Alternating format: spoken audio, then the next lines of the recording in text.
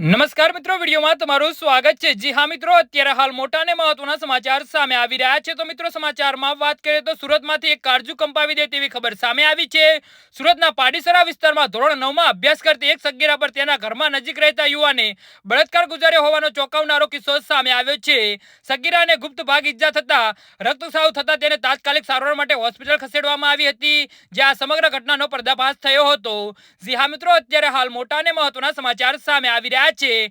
પાડેસરાના ઘનશ્યામનગરમાં રહેતો હિમાંશુ ઉર્ફે અપ્પુ યાદવ નામના યુવાને ધોરણ 9 માં ભણતી વિદ્યાર્થીની વાતોમાં ભોળવી ફોસલાવી અને તેની સાથે દુષ્કર્મ આચર્યું હતું। આ ઘટના બાદ સગીરાને ગુપ્ત ભાગે ગંભીર ઈજા પહોંચી હતી અને તેને સતત રક્તસ્રાવ થતો હતો।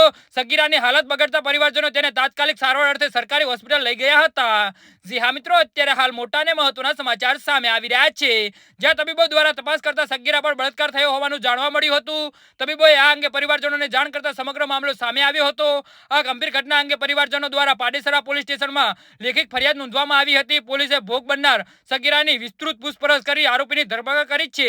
જી હા મિત્રો, તો આના વિશે તમારું શું કહેવું છે તો નીચે અમારી કમેન્ટ બોક્સમાં જરૂરથી જણાવજો અને અમારી YouTube ચેનલને સબસ્ક્રાઇબ કરવાની ભૂલતા નહીં। વિડીયો પૂરો જોવા બદલ તમારો ખૂબ ખૂબ આભાર।